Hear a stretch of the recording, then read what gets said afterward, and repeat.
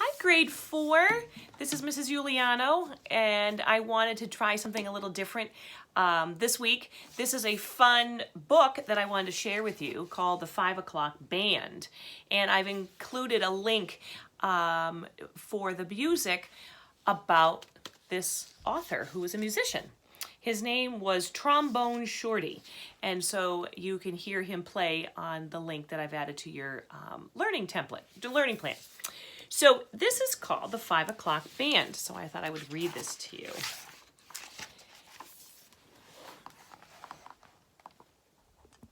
Okay.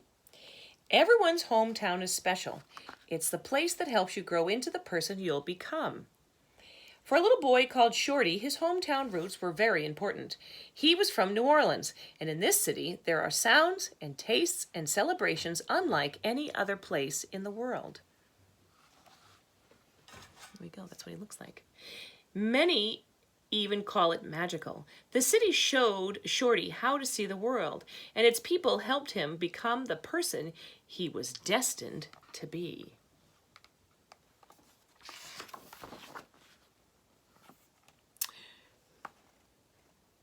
There we go, you can look at that.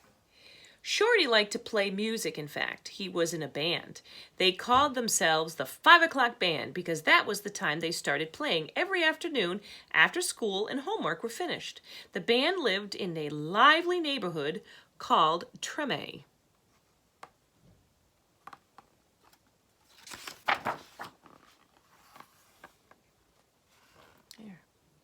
The 5 O'Clock Band would parade through the streets of Treme down to Jackson Square in the center of town and back around, just like the older musicians did. They played for the people for rounds of applause, and sometimes they even got tips.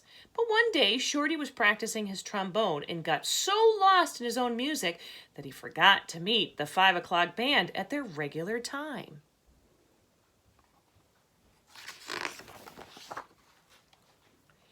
Shorty ran to Jackson Square, trombone in hand, but his bandmates had already left. He had missed the performance and parade, and he knew he had let them down.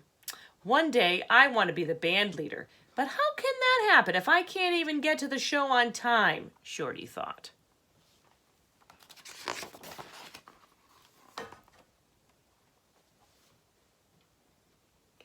Shorty walked through the neighborhood, around the large square in the French Quarter where musicians gathered. He smelled delicious gumbo and jambalaya in the air and heard the sounds of other musicians echoing through the streets. But Shorty kept his head down. Not even the sounds of the brass instruments could cheer him up, until suddenly he heard a booming voice cry out, "Shorty, where you at?"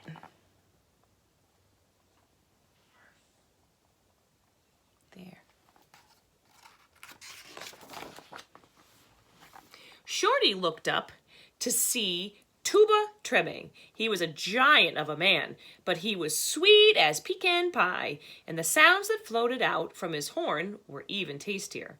Tuba and his band had been playing in the quarter for as long as Shorty could remember, and they played songs that were over 100 years old. "Where you at, Tuba?" Shorty called back, feeling down.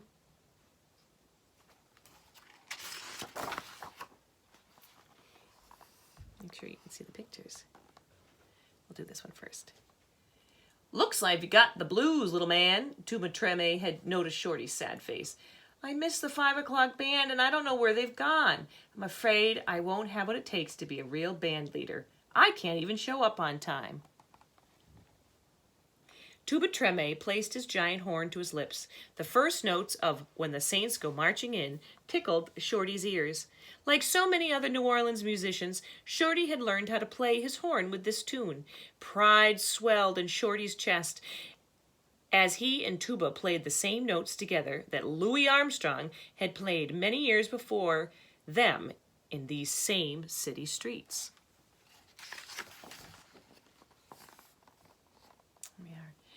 "Tradition," Tuba Treme said.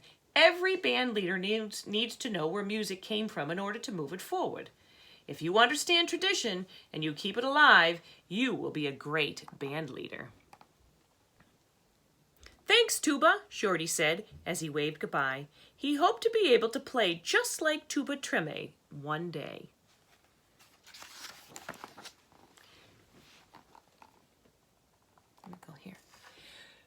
Shorty continued walking through the quarter along the banks of the Mississippi River. A steamboat floated alongside him, and the steam whistle sounded. He thought about how many musicians had played in that river, even Louis Armstrong. Shorty blew his horn back as the steamboat and smiled. His growling stomach led him back toward home, but the scent of red beans and rice made him stop in his tracks.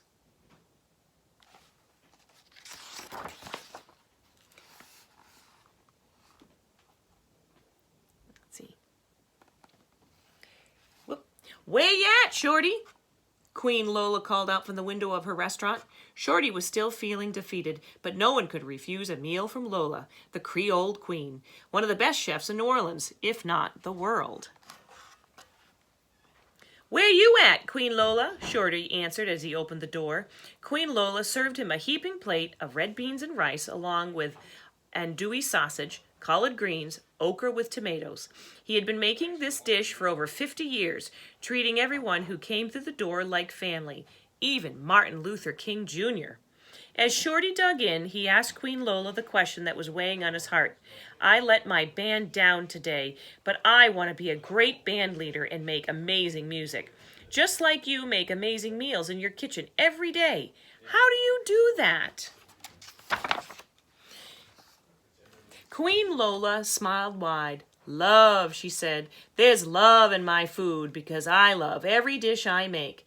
It's my special sauce. As long as you love what you do, you will always be a success. I don't love anything more than playing music, but this meal sure is close.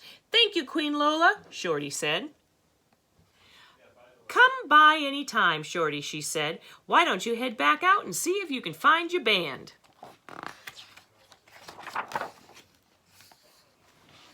Look at that. Shorty felt a little better now that his belly was full, but he knew he still had more to learn. As he walked toward Treme looking for his band, he heard the rumbling of drums in the distance. It sounded like glorious thunder. As he turned the corner, he stood face to face with the most majestic person he had ever seen. We are Indians, a chant pierced through the warm, swampy air. It was the chief of the neighborhood Mardi Gras Indian tribe. Big Chief and his drummers chanted as they pounded out a rhythm. We are Indians, Indians, Indians of the nation, the whole wild creation. Shorty knew this song was a prayer that the Mardi Gras Indians sang before they marched down the streets.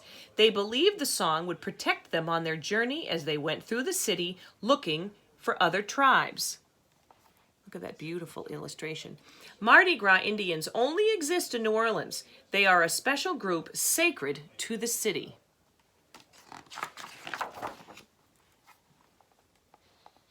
Where you at, Shorty? Big Chief asked as his group slowed their drumming. Where you at, Big Chief? Shorty hollered back. You and the tribe sound amazing. I'm actually looking for my group, the 5 o'clock band. But I need to know, what does it take to be the Big Chief? Big Chief picked out his tambourine and shook it proudly as he looked up to the sky. Dedication, he said. Each year, all the Indians make new suits, hand-sewn from scratch. It takes a lot of time and patience, but when we hit the streets, it's worth it. We are the sound of Mardi Gras.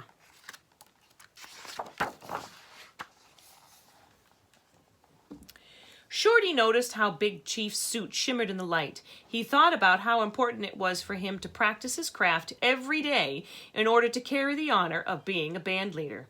Suddenly, Shorty heard the familiar melody of a brass band in the distance and ran toward it. He knew those sounds could only come from the 5 o'clock band, and there were his friends parading down the avenue toward him. Where you at? The 5 o'clock band sang. Where you at? Shorty answered.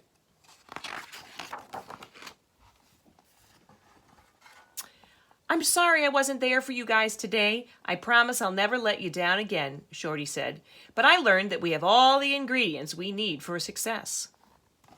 We have dedication, we honor tradition, and most of all, we play with love. Now I know what it takes to lead. Why don't you start off and take the lead right now, Shorty? One of the boys asked.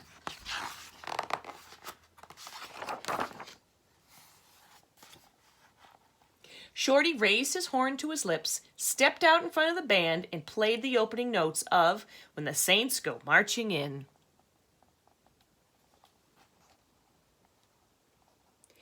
As the 5 o'clock band paraded home to Treme, they waved at the friends and neighbors who clapped their hands and danced in step behind them.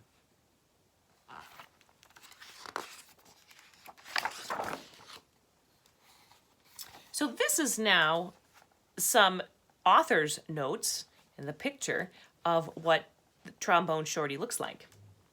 Before there was Trombone Shorty and New Orleans Avenue, there was the 5 o'clock band who started the group with my friends, and we named it for the time when we would gather, after school let out and homework was done, to parade around our neighborhood and play our instruments.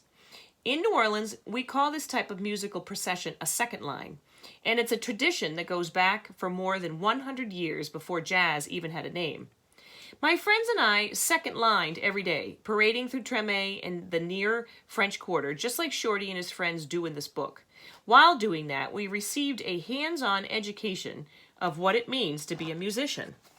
So there is a picture of Shorty, and you can see him right in the front with his trombone. We were just little kids then. I was only 5 years old when we formed the group, but we were standing on the shoulders of giants, those influential musicians who helped originate, grow, and pass on our New Orleans style of music. We started out by imitating them and learning their songs, but through the power of this practice, we learned who we were ourselves. I still look up to the legends who played an active role in the city of the musical culture of my city. James Andrews, my brother, the Rebirth Brass Band, my cousins, Jesse Hill, my grandfather, Danny Barker, Irma Thomas, Alan Toussaint, the Neville brothers, the Marsalis family, the Batista family, Fats Domino, and the king of them all, Louis Satchmo Armstrong. They are my teachers and my heroes, along with the many street musicians who I've watched play in New Orleans throughout my life. Thanks to their examples, we learned how to make music and also how to celebrate life. I've tried to honor them in this book, especially one of my favorite musicians who I used to watch in the French Quarter when I was a child. We called him Tuba Fats. One of my city's and our country's greatest gifts to the world is our music. In New Orleans, we've created musical styles you won't find anywhere else. We also have our own entirely unique culture built of rituals and traditions that feel as old as our music.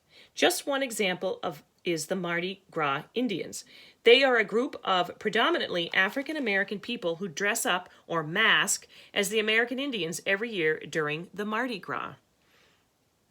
They make elaborate hand-sewn suits embellished from head to toe with feathers, beads, and rhinestones. They are organized into multiple tribes, and the tribes meet in the streets to sing and dance in a mock battle to determine who can create the most stunning performances, as you can see there. Some say the tradition started in homage to the American Indians who helped runaway slaves. I enjoyed celebrating their rich history and pageantry in this story. New Orleans takes great pride in its artists and its community, and with good reason. For me, making music represents society functioning at its best. When a group of individuals collaborate in harmony with sincerity, spirit, and soul, they create something beautiful. They face and overcome challenges. They aren't afraid to dream for the future. Growing up in Treme, I was encouraged to seek guidance from all the musicians who lived there. So I did. And there are some other pictures, if you can see that.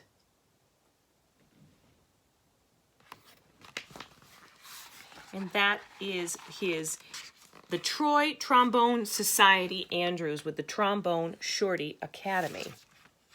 So this is a foundation that he created to preserve the rich musical culture of New Orleans so that he can provide music and business education and mentorship to young, talented New Orleans students, known as the Trombone Shorty Academy. While providing them with a vision for the future, experienced professional instructors help them aspiring musicians express themselves and pursue their dreams while also supporting the community. So you could look that up if you were interested in that.